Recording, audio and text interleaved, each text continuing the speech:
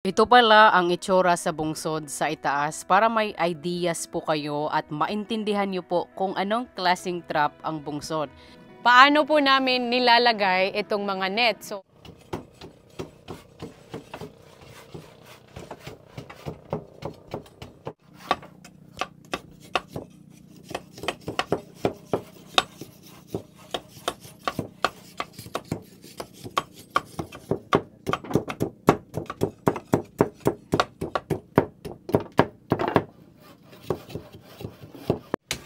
maaga pa lang, super busy na po ang mga tao dito dahil finally, ibabalik na po namin yung bungsod. Tapos na po siya.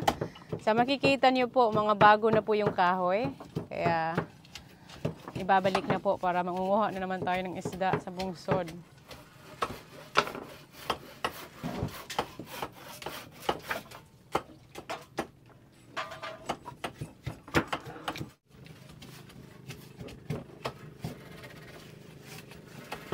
Itong ginagawa pala nila ay pinapatulisan po nila itong mga maliliit na kahoy. Step by step po talaga ang pagbalik namin sa aming bungsod. Step by step po talaga at hindi namin ito magagawa sa isang tao lang. Kaya I am very thankful na meron po akong malaking pamilya na kami-kami lang din po ang nagtutulungan. Sa makikita nyo po, yung una po nilang ginawa ay naglagay po sila ng mga bagong kahoy sa aming bungsod. Dahil yung mga old na kahoy po ay sira-sira na, kailangan na pong palitan. At itong mga kahoy na ito ay binili din po namin ito. Nasa mga tag 20 pesos each. Marami po talaga sa akin nagtatanong kung paano po gumawa ng bungsod. So ito po talaga ang una nyong gagawin para magkaroon po kayo ng bungsod.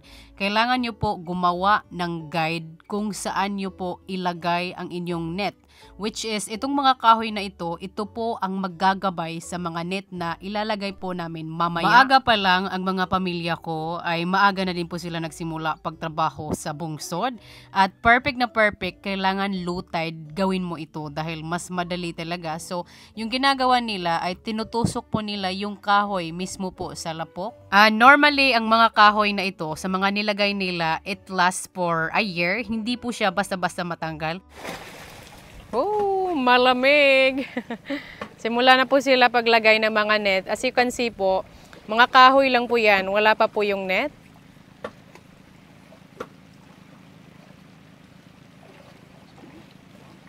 Maulan na naman, pero kailangan talaga ibalik na po yung mga net, yung bungsod natin para may maraming isda po sa gantong weather. Ito lang po talaga yung mahirap, yung pagtanggal ng mga net, part of maintenance po sa bungsod namin at pagbalik. Pero once tapos na po ito, medyo tagal-tagal na naman po kami mag-maintenance. Ayun, may nag-jump na. 4 lang po kami ngayon dahil yung iba nagkaubo at sipon. 4 lang po sila, si Kuya Junjun, si Kuya Ray, si Kiyong at si Kuya GR. Kahit maulan po, kailangan nilang gawin dahil bawal po ito maka-standby. Dahil at least kung maka-standby man siya, nandun na po siya sa bungsod. So, ito po yung ginagawa nila. Tingnan lang po natin ng maigi kung paano po gawin yung bungsod. Step by step po talaga. Dapat kahoy po muna yung mauna. Gagawa po muna kayo ng guide kung paano nyo po ilagay yung net nyo. Ito. Mahirap po talaga magkaroon ng bungsod pag hindi din po talaga kayo marunong. As in, kailangan nyo po talaga, mangingisda talaga kayo. Naku, binagyo na kami.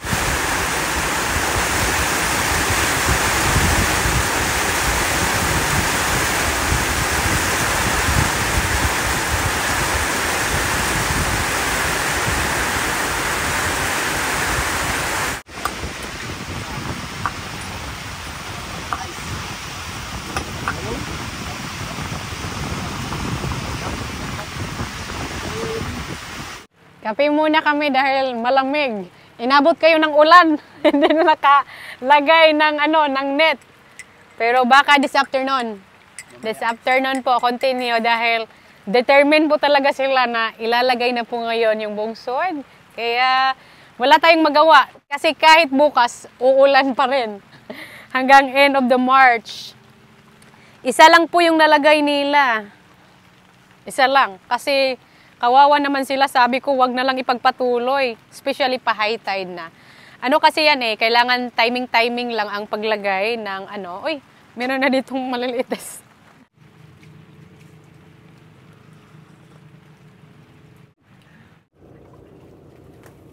Continue na po kami, sa wakas nag-stop na po yung ulan. Kinarga na po sa bangka para mas madali po at mas easy po siya. Kumpara po, dadalhin nila diretso doon, maglalangoy pa po sila.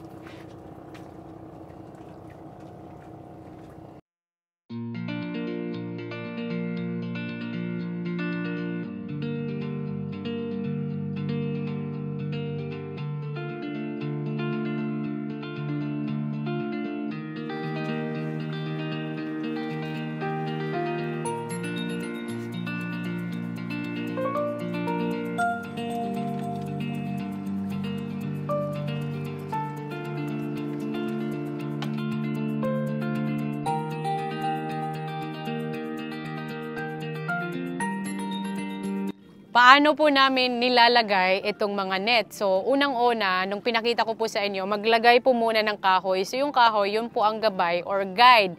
Every year po talaga, nagme-maintenance ang bungsod. Kung hindi mo siya i-maintenance, yung mga isda rin po ay hindi na pumapasok dahil sa sobrang daming putik, lapok, dumidilim na po yung net. So, kailangan talaga i-maintenance mo. So, syempre, every year, malaki yung gastos, hindi rin madali dahil kailangan mag-order ka ng maraming kahoy and yung magtatahi. So, malaki-laki din yung nagastos ko, pero worth it naman siya dahil once a year mo lang ito ginagawa. Or maybe sometimes more than a year. Depende po sa ano ng kahoy. Depende po sa kahoy kung how long it's last. Kasi kahit maputik siya or malapok na itong net, hindi mo talaga maiwasan sa dagat. Depende pa rin kasi sa kahoy. Kung matibay pa po siya, hindi pa po namin papalitan. So, tara! Start na po tayo. Baka maabutan pa po tayo ng ulan. Transport muna natin. Sana po hindi uulan. Ganun lang naman kami. Malapit lang naman.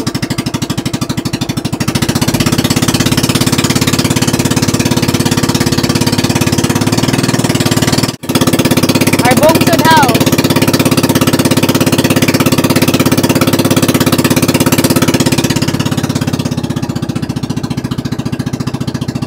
There we go. Lumiko lang po tayo.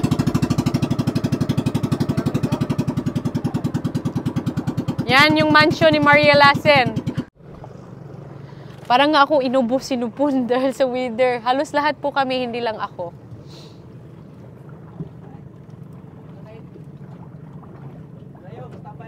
Meron pong 3 tao sa ibaba. Kami naman ni Kiyong, magtutulungan po kami para ibigay po sa kanila itong net para mas madali tulungan.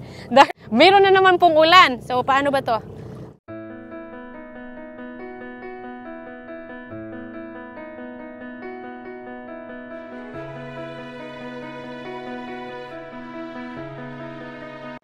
Perfect na perfect po sana ito pag low tide kasi walang masyadong low tide ngayon, hunas.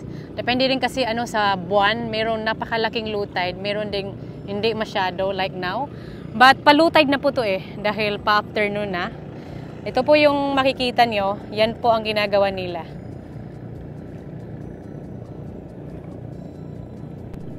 For sure, pinaghirapan nila yan. Pinagpaguran po talaga nila. To be honest, yung mga may mga bungsod dito or yung mangingisda, hindi naman ganyan po talaga maglagay sila ng net. Very greedy. Tapos may dalang stick. Sila Makikita nyo as si long Kuya as Junjun. you Yan ask, naman po ang panglock. permission. Para magstay po talaga dyan. Bawat net ay mahaba po talaga siya. More than 2 meters. Ayan. Hawak ni Kuya GR yung stick na maliit. Yan po kasi ang panglock. Umuulan na siya. We are very thankful before dahil hindi na umulan. Ngayon, umulan na naman. So, lahat po talaga to, all the way back there, yan po, yung pinakamalayo, yan po, kasali po yan, lagyan ng net.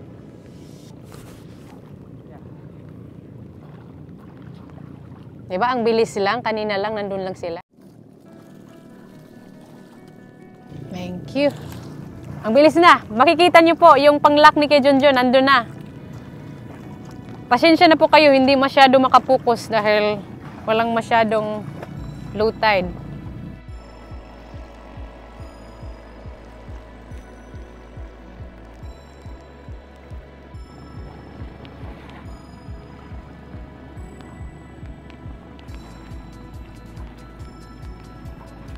Makikita nyo, pa-atras sila ng pa-atras every time naglalagay po sila ng net sa kahoy.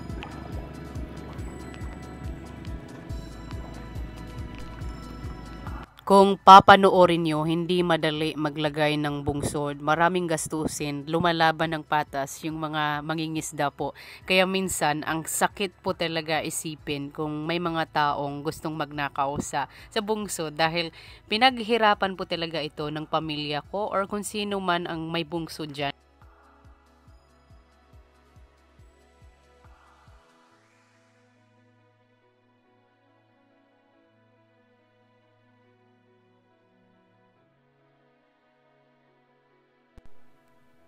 Alam ko marami talagang nagka-interest since I start showing you guys yung bungsod, maraming isda. Pero hindi ko rin ma-advise sa lahat na dapat gumawa kayo ng bungsod kung wala din kayong kaalam-alam sa bungsod. Kailangan nyo rin talaga kumbaga pag-aralan kung how it's work yung bungsod. This is based on my experience po dahil mas magastusan po talaga kayo kung wala kayong masyadong alam sa pangingisda or bungsod. Or kahit sa isang pamilya nyo po, meron po talagang very handy and practical kung sino po ang mag-aalaga sa bungsod nyo. Kung meron po kayong mga 50,000 pesos, pwede na kayo makapag-start pagsimula magkaroon ng bungsod, maliit na bungsod. And slowly kasi yan mag-add up kung gusto nyo po magpatayo din ng bahay sa gitna ng dagat at ang dami pong bilihin, mga kahoy, magtatahi. Pero 50,000, pwede na kayo magsimula na maliit na bungsod. Mas malapit na po talaga ang aming bungsod ngayon dito sa bahay para mas madali po siya matingnan lang. Ayan.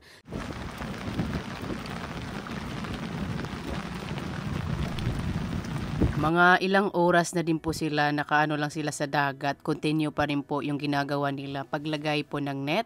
Ang masasabi ko lang talaga ay napakaswerte ko po sa aking mga brother-in-laws at kuya ko, tatay ko, na involved talaga sila sa lahat kung magpapaayos kami ng bungsod. Masaya po talaga ako at I am very proud of them.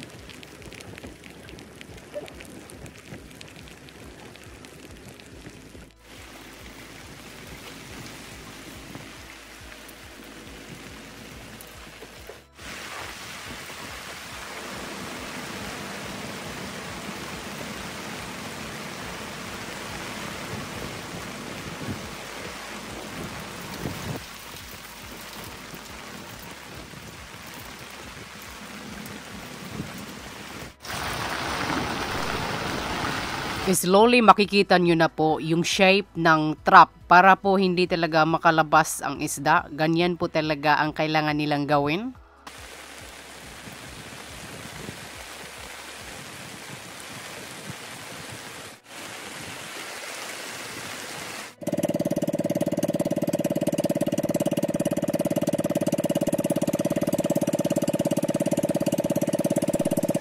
Ito pala ang itsura sa bungsod sa itaas para may ideas po kayo at maintindihan nyo po kung anong klaseng trap ang bungsod. Ganito po ang itsura ng bungsod sa itaas. Dalawa po ang aming bungsod. Ito po ang isang bungsod na mas malapit po sa aming bahay. Nasa gitna po talaga ang bungsod. Walang mga bahay dito. Makikita nyo parang halos bahay lang po namin ang meron. Dito sa kabila, ito po yung pangalawa naming bungsod. Pero hindi pa po natapos dahil kahapon sobrang lakas ng ulan. Isang bungsod lang po ang natapos. Kailangan pa pong trabahuin. Marami talagang nagtatanong sa akin kung paano po ginawa ang trap. Meron pong entrance in the middle, makikita nyo po. Ganyan po ang ginawa nila. Si tatay po talaga ang very expert nito. Papasok yung isda sa entrance at dito sa dulo, doon na po sila matrap na hindi na po sila makalabas. Ito yung pinakamadulo. Diyan po yung trap. Malapit lang po sa bahay. Diyan ko po hina-harvest yung isda kung meron pong pumasok. And that's me is waving to you guys. I am the pilot today.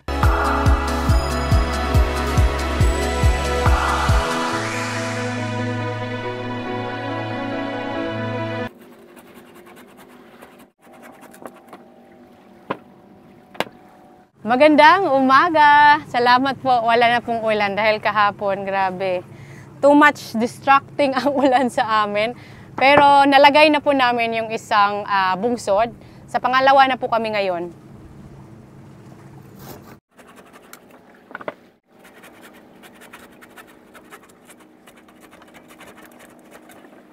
May mga drum din po kami ditong dinala dahil palaging umuulan, sayang. Marami kaming tubig na makukulik.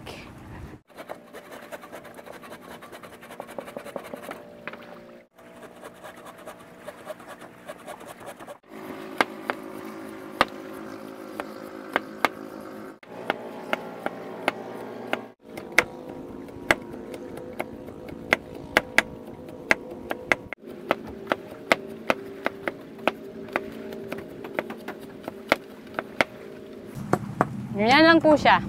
Pwede na to, matulis na to siya. Marami pa tayong tutulisan.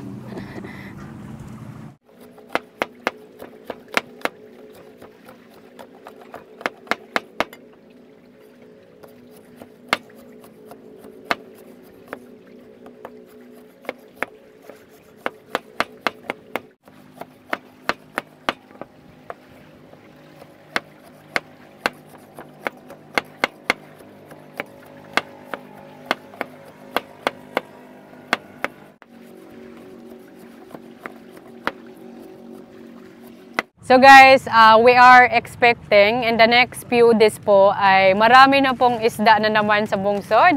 Mag-harvesting na po ako. Pana-pana na naman po tayo ng mga buhay na isda. And that's all for today's video guys. Hanggang sa muli. Bye!